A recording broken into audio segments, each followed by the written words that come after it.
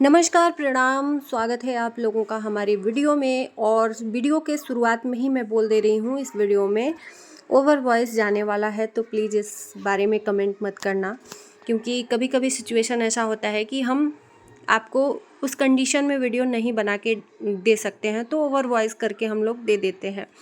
चलिए वीडियो की शुरुआत करते हैं अंशु के साथ। जी हाँ, अंशु एक वीडियो डालकर लोगों के मन में तमाम तरह के सवाल खड़े कर दिए।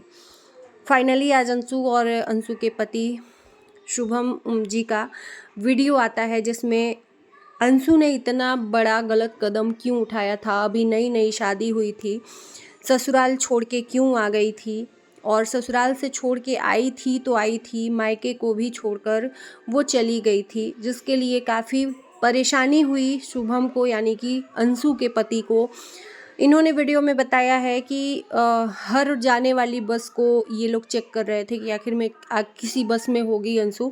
आखिर शुभम ने खोज ही लिया अंशु को। अंशु के सारे वीडियो को देखकर मुझे जहाँ तक रियलाइज़ हुआ, अंशु ने किसी का शिकायत नहीं किया। जैसे कि मैंने भी अपने वीडियो में शुरू से ही, जिस वक्त से अंशु के बारे में वीडियो बनाया, न ससुराल का, न सास ससुर का, न अंशु का, न सचिन का, किसी का भी नहीं।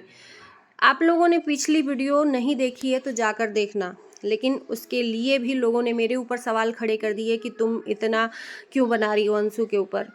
तो भैया, मुझे लगता है कि वो लोगों ने मेरा पूरा वीडियो नहीं देखा होगा। चलिए कोई बात नहीं, उन लोगों के लिए क्या ही किया जा सकता है। कहते हैं ना कि आधी अधूरी जानकारी बहुत खतरनाक होती है, किसी की लाइफ को बर्बाद भी कर सकती है। अंशु ने बताया कि हमारे ऊपर अचानक से जिम्मेदारियां आ गईं।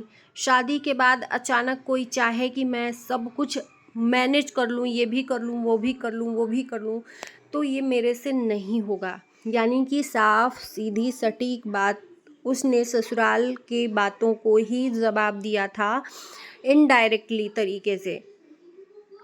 लोग चाहते हैं, लोग चाहें कि मैं मायके में 8 बजे 12 बजे सो के उठती थी और यहाँ पर 7 बजे उठ रही हूँ, इतना तो कर रही हूँ ना। यानी कि सब मिला जुला के अंशु के काम को लेके, अंशु के व्यवहार को लेके कहीं ना कहीं रोक टोक हो रही थी ससुराल में। देखो, रोक टोक का मतलब ये नहीं है कि सास गलत है या ससुर गलत हैं या जितने भी ससुराल फैमिली के पक्ष के लोग हैं वो लोग गलत हैं। रोक टोक का मतलब ज़रूरी भी होता है, एक लड़की को भी रोक टोक करना चाहिए और एक बहू के ऊपर भी रोक लगानी चाहिए। लगाम कहते हैं ना कि घोड़े को लगाम लगाना चाहिए, नहीं तो घोड़ा आउट ऑफ कंट्रोल हो जाता है। तो उसी तरह से ये जो इंसान है ना, इंसान में विशेष तौर से देखो, ये पुरुषों के ऊपर तो लोग उंगली नहीं उठाते हैं, वो आज़ाद पंछी की तरह उड़ते रहते हैं, कहीं भी आते जाते हैं। लेकिन विशेष तौर से एक लड़की के लिए, एक औरत के लिए बहुत ही ये दुनिया मुसीबत भरी है। फूंक फूंक के कदम रखना पड़ता है। तो इसलिए हमारे जो पेरेंट्स होते हैं वो रोक टोक करते हैं कि तुम ऐसा मत करो, वैसा मत करो। चलो, हमारे सामने तो तुम कर लोगी, हम जानते हैं तुम्हें कि तुम ऐसी हो, लेकिन हमारे घर में लोग मेहमान आएंगे, नई नवेली दुल्हन है तो उसको देखने आएंगे, तो लोग देखेंगे तो उनके मन में क्या होगा कि ये कैसी है। तो हम समझ सकते हैं, लोग नहीं तुम्हारी परिस्थिति समझ सकते हैं। तो यही कुछ अंशु के साथ हुआ है।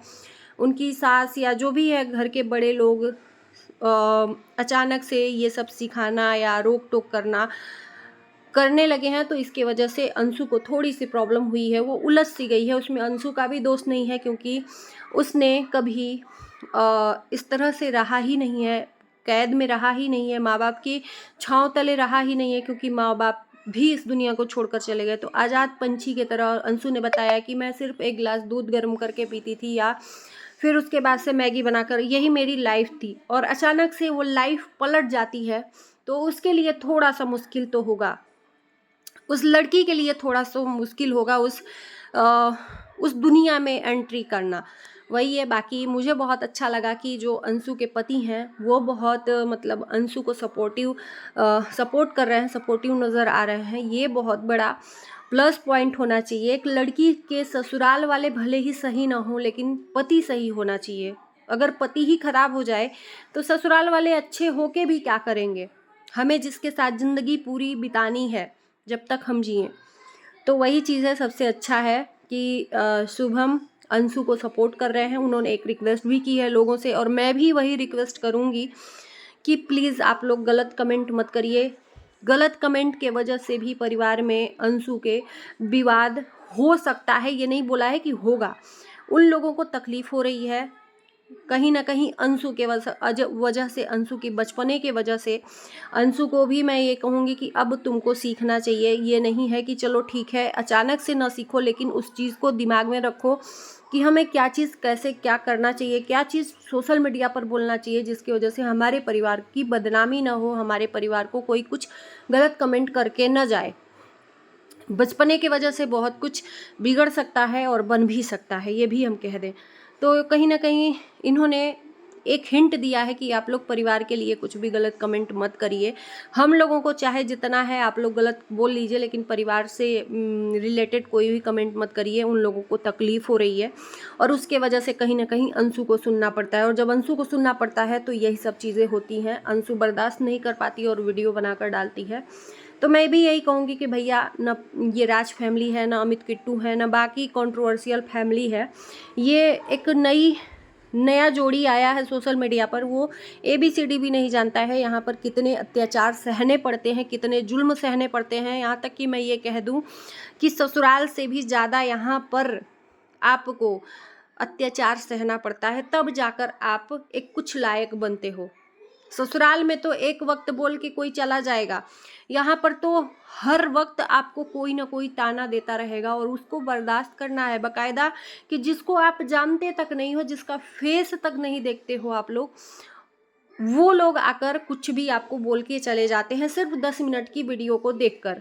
आपके पर्सनल लाइफ में उनको ना ABCD पता है, ना XYZ पता है, कुछ भी नहीं पता है। सिर्फ 10 मिनट के वीडियो को देखकर कि हाँ ऐसी होगी, ऐसा अपने ससुराल में करती होगी तो बहुत बदतमीज़ है, ऐसे बोल देते हैं लोग, है ना।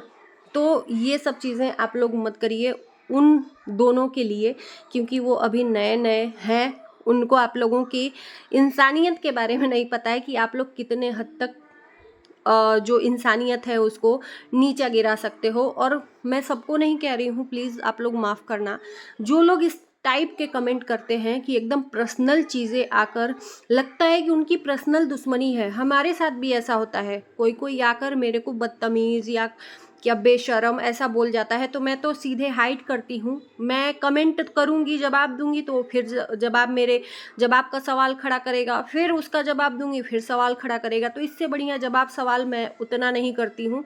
बोलना रहता है तो वीडियो बनाकर बोल देती हूँ, बाकी जो ज़्यादा गलत लैंग्वेज से बातें करता है ना, उनको हाइड कर देती हूँ। तो बस यही रिक्वेस्ट है हाथ जोड़ के कि प्लीज़ आप लोग उन दोनों की फैमिली के लिए ऐसा कुछ मत बोलें।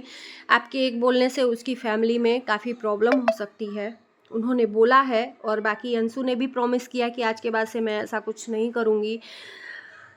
लेकिन मैं रिक्वेस्ट करूँगी अंशु से, जैसा कि सचिन के मम्मी ने भी बोला कि कुछ कुछ बातें, जैसे सच देखो यार, नई नवेली दुल्हन जाती है तो उससे बहुत सारी उम्मीदें रहती हैं कि ये हमारे तरह बैठेगी, उठेगी, बोलेगी, लोगों का इज्जत देगी, लोगों को अच्छे व्यवहार से प्रसन्न करेगी। वो सब चीज़ें उम्मीदें लगी रहती है ससुराल वालों को, कहीं ना कहीं नहीं मिलता है। और अंशु ने ये भी बोला कि मेरी जो ससुराल फैमिली है वो पहले से जानती थी कि मैं ऐसी ही हूँ, मैं बचपना करती हूँ, मेरे पति को मेरा बचपना पसंद है, मैं इसके साथ से रह रही हूँ, बाकी लोगों को नहीं पसंद है, मैं सबसे दूर चली जाऊँगी, मैं ही दूर चली जाऊँगी।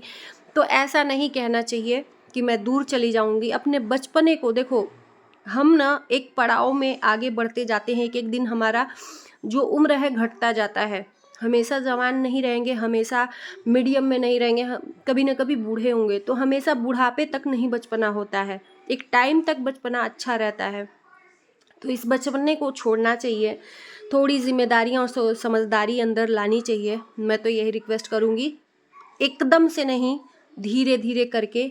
लेकिन ये जब समझना चाहे तो एकदम समझने के लिए रेडी ही नहीं हुए, तो फिर मैं क्या ही बोल सकती हूँ अंशु के लिए। बाकी सिस्टर, मैं यही रिक्वेस्ट करूँगी कि आपकी जो नई नई लाइफ शुरू हुई है इसमें कोई भी मुश्किलें परेशानियाँ ना आएँ।